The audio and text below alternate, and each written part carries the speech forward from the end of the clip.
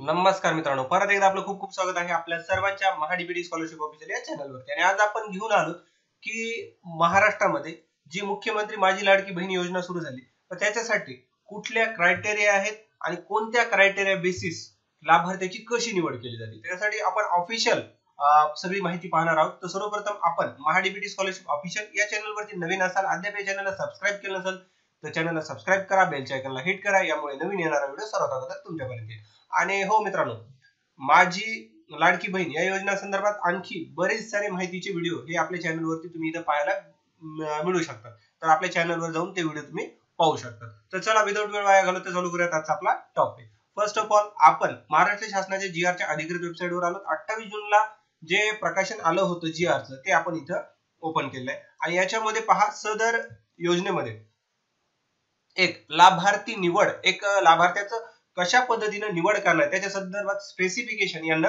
दिलेलं आहे। तर ते आपण स्टेप बाय स्टेप पाहणार आहोत।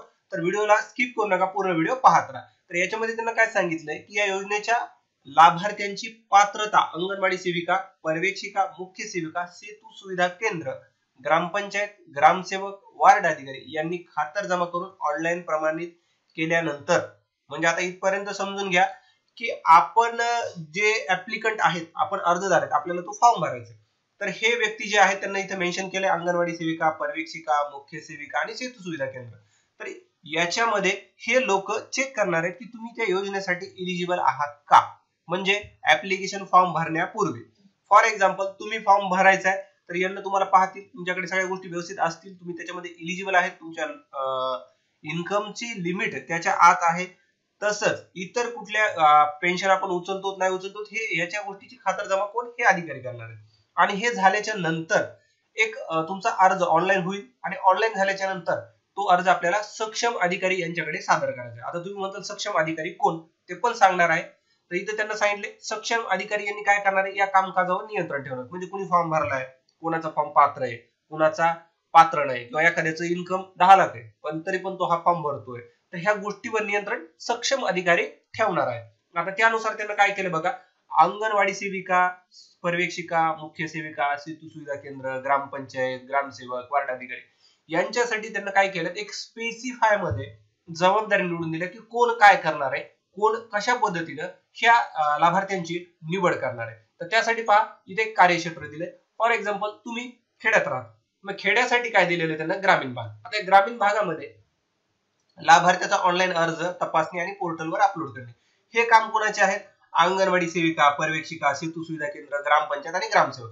तर हे काय करणार आहेत, हे लोक ऑनलाईन साइटला चेक करणार आहेत की तुमचा फॉर्म, चेक म्हणण्यापेक्षा अपलोड करणार आहे, तुमचा फॉर्म जो आहे तो अपलोड करण्याचं काम ही व्यक्ती करणार आहे। आणि त्याचबरोबर आता अर्ज पडताळणी करून सक्षम अधिकाऱ्याकडे मान्यतेसाठी सादर कोण करणार आहे। आता संबंधित जिल्ह्यातले जे महिला आणि बाल विकास अधिकारी आहेत, आता तुमचा जो जिल्हा असेल त्याच्यातले महिला व बाल विकास जी अधिकारी असेल ती व्यक्ती हा फॉर्म पुढे पाठवण्याचं काम करणार आहे किंवा तुमच्या फॉर्मला अप्रूव्हल देणार आहे। म्हणजे तुमची फर्स्ट स्टेप काय होती, इथं ऑनलाईन ऍप्लिकेशन करणे, आणि सेकंड स्टेप मध्ये हे अधिकारी तुमचा ऍप्लिकेशन फॉर्म सबमिट करणार आहेत किंवा पुढे पाठवणार आहेत, मान्यता देणार आहे।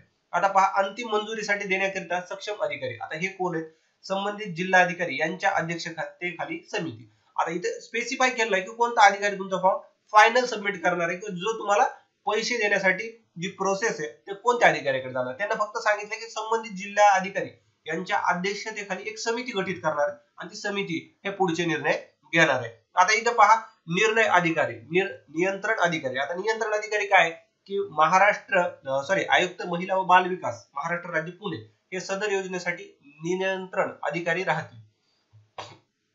तसेच आयुक्त एकात्मिक बाल विकास सेवा योजना नवी मुंबई हे सहनियंत्रण अधिकारी राहणार आहेत। कशासाठी, ह्या योजनेवर कुठे कशा पद्धतीने काय काम चालू आहे ते पाहण्यासाठी हे नियंत्रण अधिकारी आणि हे सहनियंत्रण अधिकारी। आता हे योजनेची कार्यपद्धती काय किंवा ऑनलाईन ऍप्लिकेशनची प्रोसेस तुम्हाला बऱ्याच व्हिडिओच्या माध्यमातून पाहिली असेल, तरी तुम्हाला एक शॉर्ट मध्ये डिस्क्रिप्शन देतो मी। ऑनलाईन ऍप्लिकेशन तुम्ही करणार आहेत, ज्या महिला पात्र आहेत त्या ऑनलाईन अर्ज करतील, त्यानंतर तुम्हाला सांगितल्याप्रमाणे अंगणवाडी सेविका, बाल विकास प्रकल्प अधिकारी किंवा नागरी सेतू सुविधा केंद्र, वार्ड, ग्रामपंचायत हे लोक ऑनलाईन ऍप्लिकेशन तुमचं करून देणार आहेत। आणि हे झाल्याच्या नंतर तुम्हाला त्याची एक पावती मिळणार आहे, आणि जी पावती आहे ती पावती घेऊन तुम्हाला ती अंगणवाडी सेविका किंवा तुमच्या वरी मेन्शन केलेल्या पद्धतीने तुम्ही त्या डिपार्टमेंटमध्ये किंवा इथे जमा करू शकतात. कुठे जमा करू शकतात हे महत्वाचं आहे, हे पाहून घ्या. अंगणवाडी सेविका, पर्यवेक्षिका, सेतू सुविधा केंद्र, ग्रामपंचायत, ग्रामसेवक यांच्याकडे तुम्ही ते बाकीचे ऍप्लिकेशन तुमचं प्रिंट निघाल्याच्या नंतर सबमिट करू शकता. ठीक आहे. आणि हे झाल्याच्या नंतर अर्जदार महिलेने उपरोक्त ठिकाणी उपस्थित राहणे आवश्यक असेल, जेणेकरून तिच्या थेट फोटो काढता येईल आणि ई-केवायसी करता येईल. म्हणजे त्या ऍप्लिकेशन मध्ये आपल्याला ई-केवायसी करायची, ते क्लिअर झालेले आहे आपलं. आता त्यानंतर तात्पुरती यादीचे प्रकाशन, म्हणजे फॉर एक्झाम्पल तुम्ही फॉर्म भरला तर तो फॉर्म तुमचा अप्रूव्ह झाला का, तुम्ही त्याच्यात बसलात का किंवा तुम्ही त्याच्यात नाही बसलात का, याच्या संदर्भात सगळं कुठं सांगितलं जाणार आहे, अंगणवाडी केंद्रामध्ये, आणि ऍपवर सुद्धा सांगितलं जाणार आहे, किंवा ग्रामपंचायत वार्ड स्तरावरील सूचना फलकावर देखील लावण्यात येणार आहेत. आता एखाद्या ऍप्लिकेशन मध्ये तुम्ही अपात्र असताल तर आक्षेपाची पावती किंवा ऑनलाईन तुम्ही त्याच्यामध्ये इलिजिबल ठरला नाही तर 5 दिवसामध्ये, इथे त्यांना सांगितले दिलेल्या दिनांकापासून 5 दिवसामध्ये हरकत तक्रार नोंदवणे आवश्यक आहे. जर तुम्हाला असं वाटतं की तुम्ही इलिजिबल आहेत आणि तुमचा फॉर्म उडवला आहे किंवा कॅन्सल केलाय, तर तुम्हाला ते आक्षेपाची पावती म्हणजे ऑनलाईन अर्ज करायचा आहे, कंप्लेंट करायची की मी इलिजिबल असताना सुद्धा माझा फॉर्म अशा पद्धतीने झालाय. ठीक आहे. आता याचं जी तक्रार आहे हे निवारण करण्यासाठी जिल्हा महिला व बाल विकास अधिकारी यांच्या अध्यक्षतेखाली तक्रार निवारण समिती गठीत करण्यात येणार आहे. आणि ती काय करणार आहे की तुमची परत एकदा एलिजिबिलिटी चेक करणार आहे आणि त्यानंतर अंतिम यादीचे प्रकाशन म्हणजे फायनल लिस्ट लावणार आहे की ज्याच्यामध्ये जे पात्र आहेत ते. आणि ह्याच्यामध्ये एक सगळ्यात महत्त्वाचा मुद्दा आहे, वाचा. पात्र अंतिम यादीतील महिला मृत झाल्यास सदर महिलेचे नाव व लाभार्थी यादीतून वगळण्यात येईल. फॉर एक्झाम्पल एखाद्या लेडीजने ऍप्लिकेशन केलं आणि असं होऊ नये, पण काही कारणास्तव त्या व्यक्तीचा ते यादी लागण्याच्या अगोदर किंवा यादी लागल्याच्या नंतर मृत्यू झाला तर ते महिलेला ते यादीतून वगळण्यात येईल, असं यांना इकडे मेन्शन केलेलं आहे. ठीक आहे. आता त्यांना सांगितलंय हे पैसे कसे मिळणार आहेत तुम्हाला. आता लाभाचे वितरण जे आहे डायरेक्ट डीबीटी पद्धतीने मिळणार आहे. म्हणजे ऑनलाईन ऍप्लिकेशन करताना सगळ्यात महत्वाचा ह्या गोष्टीला हायलाइट करा तुम्ही की हा जो टायमिंग आहे, टायमिंग टाका, वाटलं टाइम स्टॅम्प तुम्ही कमेंट मध्ये टाका, म्हणजे सगळ्यांच्या लक्षात येईल की काय विषय आहे, की पैसे जे आहेत ते डीबीटी मार्फत भेटणार आहेत, डायरेक्ट बेनिफिट ट्रान्सफर.